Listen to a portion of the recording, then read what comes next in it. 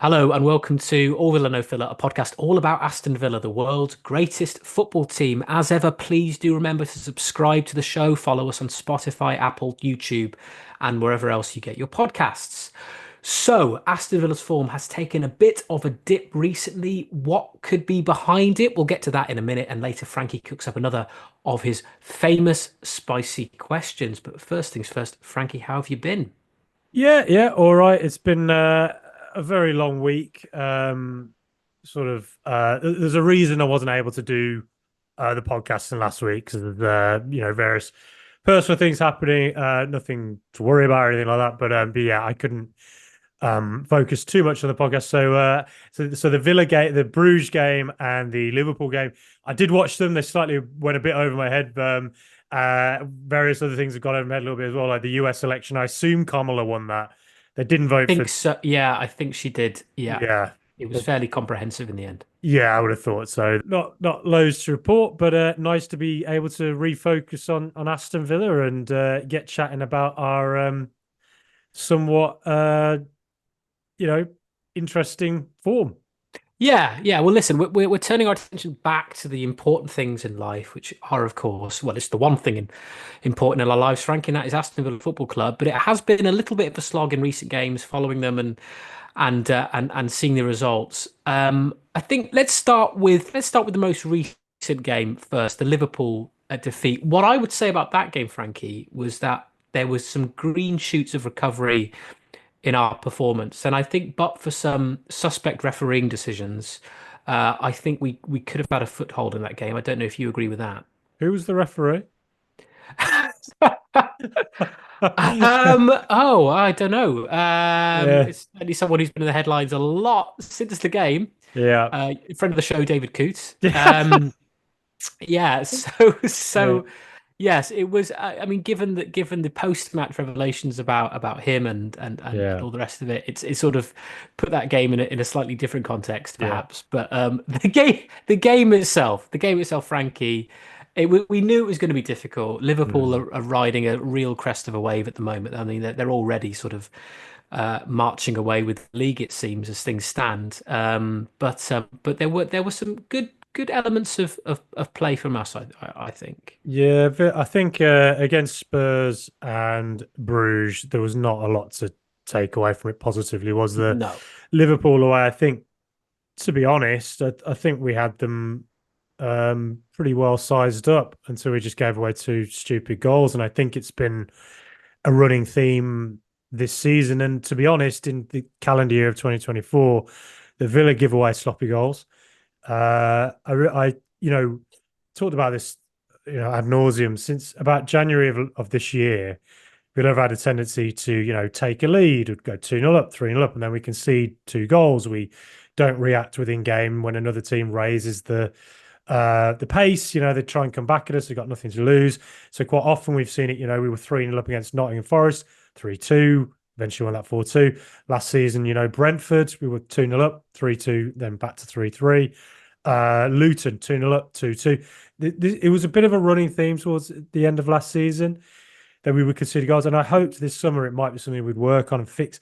Unfortunately, I do feel this season we haven't fixed that. I do think that whilst I think performances in a lot of games have been really good, particularly going forward, I just think that we continue to concede too many sloppy goals and it is going to cost us. And I can think of so many games this season where, Wolves, Carlos passes it straight to the midfielder. Everton, Anana gets tackled. They go and score straight away. Um, Liverpool, Diego Carlos heads it straight into Mo Salah. Liverpool, we get caught about three times on the break from our own corner. Um, Bruges, Tyrone Mings picks the ball up. It's just Yeah. it fundamentally is a problem that, like, the top teams that don't continually concede silly goals, and it's what we've been doing, and it's something we absolutely have to get out of our game, whether it's a structural thing or it's a personal, it's a player thing. But that said, look, I'm not panicking about recent form at all. I think it is just a case of, look, against Bournemouth, we were excellent for most of that game. What happened then was we took the lead. then in the last 10 minutes, we just lost control. And it does feel like that's been a bit of a problem for us this season. I feel like we've not been able to control games in the same way we were doing before. But then, that was really disappointing to consider that goal in the 94th minute. Stupid fouls that we gave away. Another stupid goal we gave away. You see, it's a running theme. Giving away countless fouls in the last 10 minutes to just gift them a goal against Bournemouth. And then following that up, Spurs was just a poor, poor second half. Mm. And then, look, 3 away games in a row. Once you have one bad result, it can get into your head. It's hard to bounce back straight away with that 3 days later away with Bruges. We've seen before last season, we didn't have great away days in the Conference League last year. We had 1 or 2 difficult ones. It reminded me a bit of that. In the final third, we just weren't doing anything, and that's looked a little bit of a problem recently. The final third, we're not quite clicking. Yeah. So look, I just think it's a case of game volume, lots and lots of games back to back. It's something we're adapting to and getting used to. 1 or 2 bad results, therefore getting into our heads. The breaks come at the right time. A couple of players, their form has dipped. I think Watkins has dipped a bit. Bailey's dipped. Even Tielemans, I think, has not been quite as good in the last few games. So I just think it's a big collection of things like that. But I'm not worried because I just think Villa, look, we've got a great squad, great players. We're adapting to a slightly new way of playing this season, a whole new double pivot, not Kamara and Louise. It's now Tielemans and Onana. And we just have to get used to a few different things, and hopefully a couple of players will refine their form soon. But as I say, this league's very competitive this season. We don't want it to get to the point where teams are getting away from us too quickly. So we do need to refine a form quite quickly, I think. Yeah, yeah, absolutely. I mean, we've said this before, as I certainly have, that under Emery, we're not a side that tends to find ourselves in a rut for too long. We might go a couple of games without a win, but we've managed to find a way to turn it around. And the fixtures coming up, it looks a lot more healthy and promising. I think if you looked on paper, Spurs away and Liverpool away, not many teams are going to get much out of that. So it was what it was. I think, as you say, the first half against Spurs, we managed it well, and we obviously got to the break with that 1 goal lead, and then just completely fell away in the second half. And that can happen, but again, poor game management, as you say, and then Bruges was just a poor game generally. I think Yeah. both sides weren't particularly great, and I think if it wasn't for the handball, that probably would have finished 0-0. And then obviously comes Liverpool, where we did perform well, but as you say, Frankie, two very sloppy mistakes, and yeah, I will argue poor refereeing and also missing chances. Watkins had a decent chance in that game Yeah. to score, didn't take it. He's someone that hopefully the goal he scored this evening against Greece will give him a bit of confidence for the game against Palace on the 23rd. So Rogers had a good yeah, chance as well that he didn't take against Liverpool. It was a yes, really yeah, good yeah, chance. yeah, yeah, yeah, he did. And he's another player, Rogers again. He set such a high um, benchmark when it comes to his form for Villa since he joined, really, more or less. But I think for the last few games, he just hasn't really been the player that we know he can be. So again, as I say, hopefully after the international break, he'll pick up a bit of form. Maybe Bailey playing in Jamaica. Steve McLaren's called him up, the manager of Jamaica. He's had some issues with the Jamaican Football Association, which has meant that he hasn't been part of that side. Maybe building some of those bridges internationally can help him domestically as well. Let's hope so. I think he just needs something to give him a bit of a boost and a bit of a lift to kind of recapture the form that he's shown in the Do, past. do So you do you remember when Steve McLaren did that Dutch accent when he I, was d- at I 20? do I do remember. Yeah, he won the Can't I, league with them, didn't he? he did. I can't wait to hear his Jamaican accent. It's going to be absolutely Yeah. fantastic. Well, yeah, he didn't. I did actually listen into his first press conference, just literally praying that there'd be a bit of patois there, but there wasn't to begin with. Maybe that's something that will be picked up in a few months. Who knows? I'll keep checking in. Yeah. Maybe Leon Bailey can teach him a few things. Yeah. But yeah, I agree. I think it's always disappointing to lose games. But the league is so tight. I mean, aside from Liverpool, Man City are losing games, at an unprecedented rate, really. Yeah. Arsenal are slipping up. Um, Spurs a bit all over the Spurs are place. Yeah. incredibly inconsistent. I mean, obviously after beating us, you'd think they'd put away Ipswich and Yeah. That's exactly what we said would happen. Yeah. To be a Spurs fan must be maddening. So there's no team really at the moment that are pulling away from us. We're still just outside the top four. It just goes to show that you can afford to lose a couple of games and still be in the mix. So Yeah, the Premier League table does look like the Championship at the moment, doesn't it? Like the Championship normally has like this yeah, that quagmire. squeezed amount of clubs with like a couple of points between them. Yeah, Yeah. I think I think there's well I think between what second and 10th or 11th there's what mm, 3 points in it. yeah. If we'd not conceded that last second goal to Yeah, Bournemouth, we'd be still we'd in the be top four. third. We'd be Yeah. third, yeah. Which So is which is yeah. it does slightly look a bit like a team that goes on a really good run from January probably has a really good chance of getting top four. And to be honest, I think the game volume we've had from maybe the last international break to the end of December. This is like unprecedented for these players and us as a club. I don't think we've ever had. I can't remember seeing Villa have this game volume with this level of intensity, the sheer quality of opposition we're playing, and what we're going for. Champions League and top four again. I haven't seen us have to deal with that. So that is a whole new thing to adapt to. It is absolutely. And I could see it. I could think in my head our form might be a bit patchy until around sort of the end of December. But as I say, I feel like the squad depth and our manager and all those factors. I just feel like Villa, we have it in us to go on a really good run again at some point this season. And I wouldn't be surprised if it is from maybe when this endless game run sort of stops and maybe we get a bit more of a breather, and then maybe in the second half of the season, kind of like in Emery's first season, might be when we kick on, and maybe it'll be the point, be by then we'll have adapted to a new style, we'll have got used to all of our, a couple of our new players, and like Anana particularly, and things will kick on from there. But yeah, I think the quality is definitely there, Villa. I'm not worried at all, but No. yeah. I mean, correct me if I'm wrong, but our form this year is fairly similar to our form at the same stage last season. Yeah, you We're can't. not we're not mile. I'm certain we're not miles off it. Yeah, But again, it's so like it's easy, isn't it? Before the Bournemouth game, we were saying, oh yeah, we're top four. We're playing well. We're winning a lot of our games, and then all of a sudden you have two bad results in the league, at least, and I was like, oh, well, one bad result in the Premier League, in the Champions League, um, and there's that sort of that sort of doom and gloom is sort of hanging there. But yeah, the thing is, Emery's been there and done that, many times. The league is over the course of many months. It's still mid-November. mm. So there's plenty of time to regroup and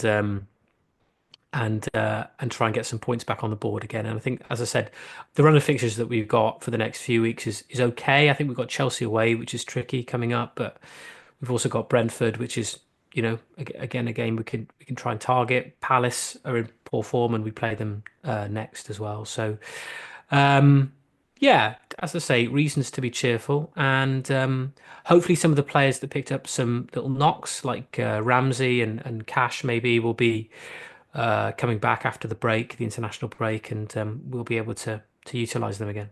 Sherlock Holmes versus Moriarty, Superman versus Lex Luthor, Batman versus Joker. None of them compare to Frankie Maguire versus George Zielinski in this, the spicy question. And George, I ask you, should Jhon Durán start in the Premier League ahead of Ollie Watkins? Well, this is a very interesting, spicy question, It's quite Frankie, and I spicy, isn't think it? it is spicy. I've And got I'm the very curious, as ever with spicy question. That's right, you're really squirting on the sriracha on this one. Hmm. I think I'd very much like to know what people listening think. Please comment. Let us know. Also, by the way, we're on Blue Sky now. Yeah. If people want to follow us on that and comment on our content on that as well. Personally, no. I think Watkins still has to start. I just think um, but people will kind of remember the whole Watkins Danny Ings situation where we were sort of thinking who's going to start here, and then is Ings too good to be on the bench?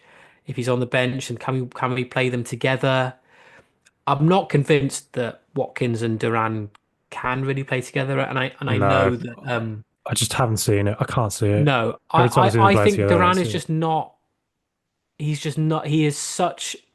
He's such a like an individual, and he is like when I look at him, I just think you are just born to play up front by yourself. Hmm. I just cannot. I can't see you working with anybody else up front. You are the focal point.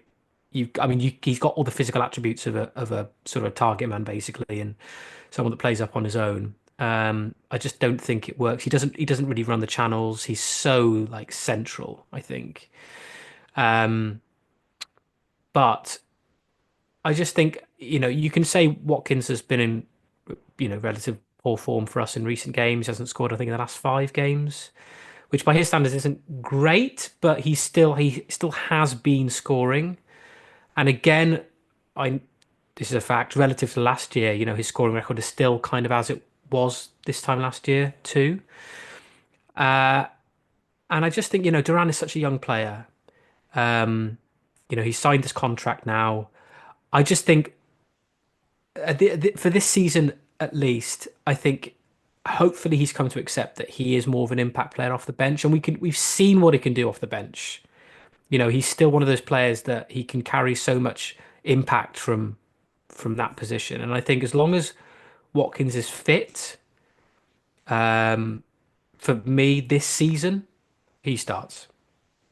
Okay. Yeah, I think I'd agree. I think when they're both fully fit and firing, Watkins is he proved it last season just how amazing he is. Uh, I think them playing together, I just haven't seen it. I watched them last year at West Ham away. Every time I've seen them this season, I think a great example of it was when Durán came on for Morgan Rogers against Spurs, Yeah. and Morgan Rogers was acting as that link man between Watkins and the rest of the team. As soon as Durán came on, that link went, and you had two players up front doing exactly the same thing, and there was this huge space where there was nothing to pass into. Um, so I think they put two of them as a pair. Maybe it can work. Maybe there'll come a day where they turn into York and Cole, but I haven't seen it personally yet. Um, what I would say though is, I you know, I slightly wonder whether it's not helping Watkins playing 60 minutes every week, and he needs to play. He's the type of player who needs to play 90 minutes every game.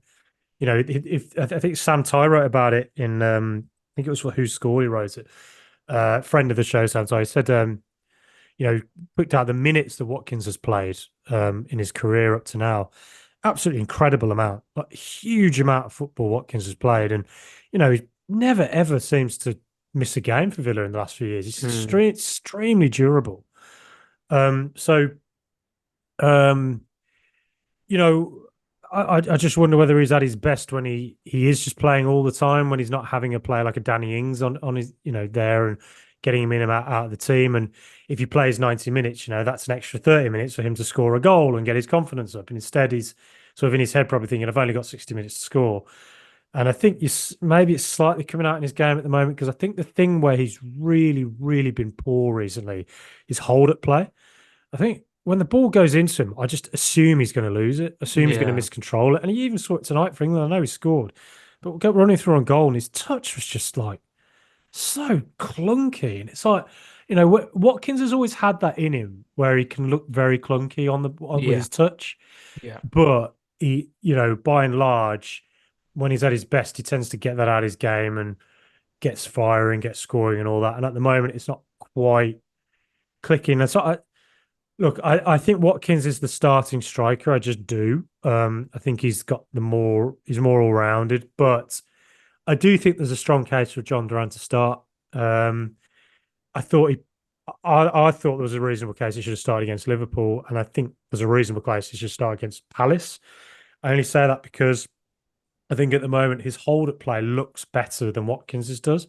Now this could be a huge mistake because it could just knock Watkins's confidence, but maybe it's just something he has to get used to, because Duran is a really top young striker and he is scoring lots of goals. And maybe he does have to have a chance starting at some point. And maybe Duran does the 60 minutes and Watkins comes on for half an hour and then says, look, I'll take on the tie defence and go and score a load of goals and bail about and prove everybody, this is why I'm the main man. And, I think that'd be fair enough. And, Duran started against Bologna and I thought he had a really good game, actually.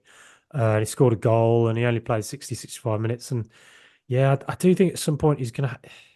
I can understand his frustrations that he's not starting striker in the Premier League now I because I I, he th goes.